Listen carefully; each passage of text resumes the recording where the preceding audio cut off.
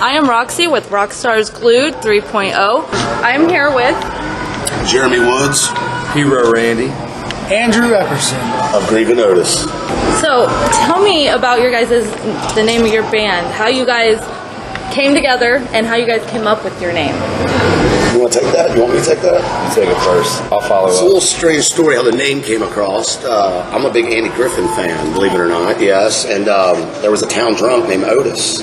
And there was an episode in it where he wanted to buy a car, and the whole town was against it because he's a drunk, and so they figured they would get together, and they come up with this plan where the next day they would pretend like he wasn't there, like he was died. So he came out of jail that day, and they all were crying on the sidewalks, and he's like, "Hey, everybody," and they were ignoring him.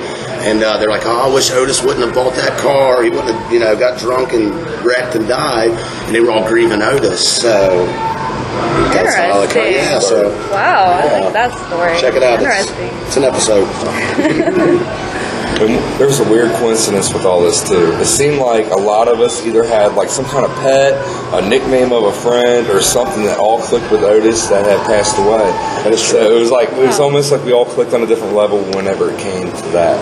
So. Yeah, our old bass player, when he was born, the day he was born, one of the gifts of their family gave him a dog, and they named it Otis, and he had it all the way up to he was like 17 years old, and it died, and they all were grieving Otis, his whole family. So a lot of backstory. Yeah, it has a lot to it. Yeah, kind of all together. Nice. So tell me about your guys' style and what bands are you influenced by? All right, I got this one first. I really cut my teeth on bluegrass music, and then these guys talked me into joining a rock band. So I think most of the lead guitar and stuff like that comes from bluegrass and country and blues. Next. No, you go ahead. That's it. Well, for me as a drummer, a lot of my inspirations come from Chevelle, 311, and Deftones. I pull a lot of drum patterns, even Tool. There's a lot of let me see, how do I word this?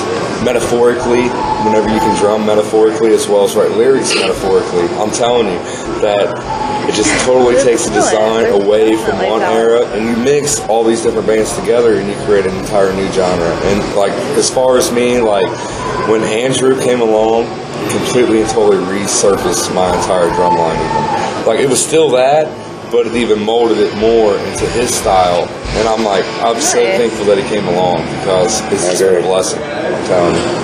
Awesome. I really don't know where my singing comes from. I don't know. I mean, I like a lot of Eddie Vedder. I like his vocals. I'm a big Chris Cornell fan. Lane Staley, all that. But I don't compare myself to none of those people. But that's who my influence, I guess, if anything. But I don't know. I just kind of do my own thing. I've been at it for a long time, singing since I've been really young, and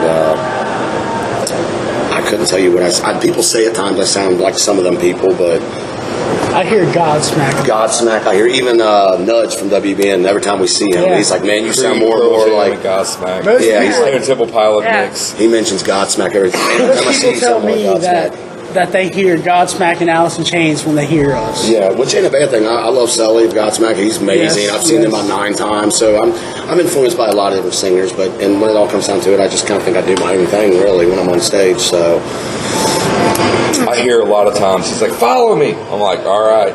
Yeah, I like improv. Most people are like, "What's follow me mean?" No, I know what follow me means. I got you. He's been with enough years, you know. Because your voice and my voice are definitely nothing alike. But you compensate. But we can mold character to each other to where like it fits very well. Yeah. And I don't sing because I don't sing like either one of these two. What more of a reason to sing with us? You never know. You do got a good voice though, Andrew.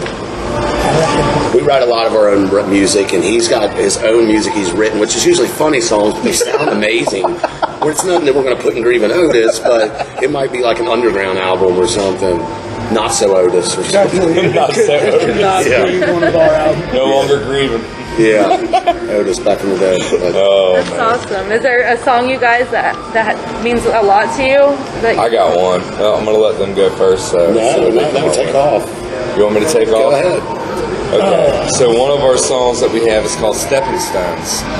And what this song is basically about is that in life, we all need stepping stones. Otherwise, we drown into the pressure of the world. You know what I mean?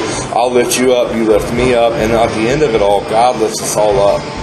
And it was like, He is our stepping stone.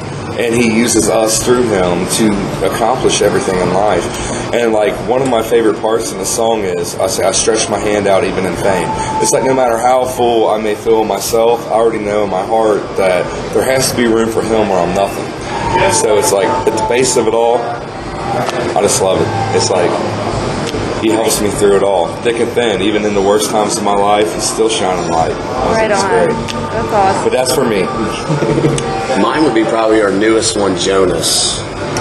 And me and him, we wrote both of them songs together. Actually, we wrote a lot of our newer songs together. Me and him do a lot of the lyrical, and Andrew comes in with a lot of the riffs and the leads and stuff, and we just throw some lyrics to it. But explain Jonas for him, so I can get back to drinking with him. Jonas? All right. So Jonas is also part of it is biblical based about Jonas being in the belly of a whale. Even in the darkest times of our life, we still have to have faith in God.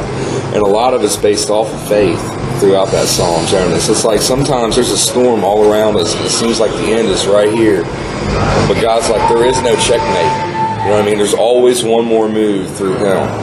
So a lot of it is just really faith-driven. That song, you got to have faith even in the good times and in the bad. Lyric-wise, at least, I come to play guitar, and that's about it. Yeah, I don't consider us actually really a Christian band, but our music is based Christianity. It is. It's very inspirational lyrics. I mean, if you listen to any of our lyrics, it's nothing bad. It's not like, go out and murder your family or shoot up a church or anything, crazy. It's actually, we try to, no, I'm just saying, we do our words, our lyrics are trying to be inspirational, What's one of the biggest messages you guys try to inspire to your listeners? All right, I got this one, I think. I took no part in writing these lyrics. We get that. Just saying. All right, so messages. I say that these guys typically write about shit that means move forward. Yeah. Stepping stones. Step on stepping stones. Walk forward. Jonas, keep going even when there's a storm. Shit like that. Honestly, I have no idea what was going through these guys' minds, but I think I answered that question pretty well. You did really well for never putting any. You did really well. At least I know when you're on stage, you know what we're talking about. It's always, I feel a lot of it is always about positive vibes. Like even down, you can't bring me down. You know what I mean? That's a song. Yeah. It's like even Jar of Tears. That was a very deep moment in Jeremy's life whenever he started processing them lyrics, and it was like he's still shining a positive outlook on it. You know what I mean? He's still like, we always try to bring a positive picture to the entire scene. Yeah. And it's like these stories, like the songs that we sing are stories that we've lived. A lot of them are. Maybe metaphorically speaking, it could be, you know what I mean, like weird, tricky little lyric changes, but all in all, the main principle of the song, a lot of it's what we lived and experienced. And I feel like it's something great, like for young people to even look into and be like, wow, that's what could happen if this could happen. You know what I mean? And so they kind of learn based off our own experiences. Nice. I agree. My man. So tell me what you guys have in store for you in 2018. More of this. Cheers. Cheers. He's talking about alcohol there, just so you know. Oh, golly. You got that right. That's Jim Beam, by the way. That's a name. Jim Beam. JB for short. I am a Jim Beam fan. Got my belt buckle. Got my old pulled out of the closet.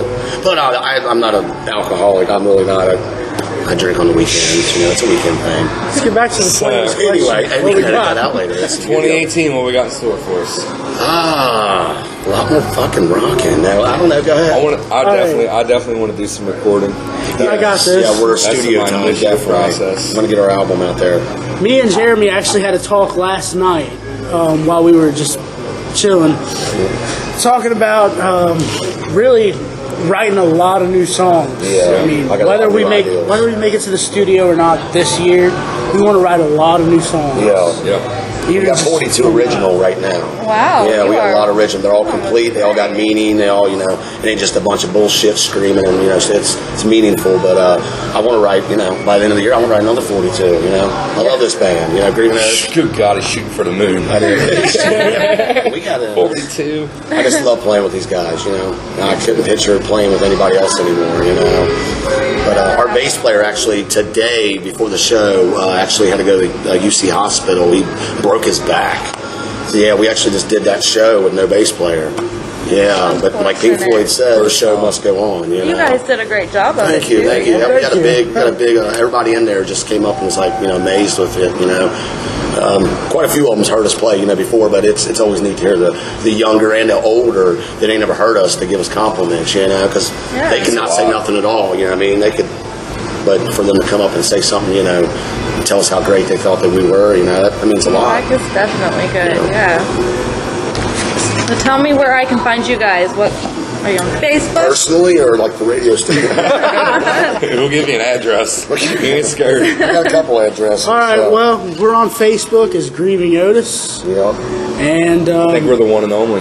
Randy Yeah, said there's it. no other Grieving Otis in the whole United States. We Googled it. Who the fuck could think of that besides us? Right. Yeah, which is pretty cool because there's a lot of bands that have the same names in different states. For it to be the only one in the whole world, that's pretty neat. Unique name, Grieving Otis. Remember that, guys. Grieving Otis. If you look up Grieving Otis, you find us on Google, then you find a bunch of funerals. That's it. All right. But by the way, that name is patented or copyrighted and in the Library of Congress right now as we speak. So don't try to steal it. Also, we got email, grievingotis@gmail.com. If any of the fans ever want to write, any questions, we'd like to reach out back to the community. We'll answer them all. Anything we can, so. And Spotify is coming soon.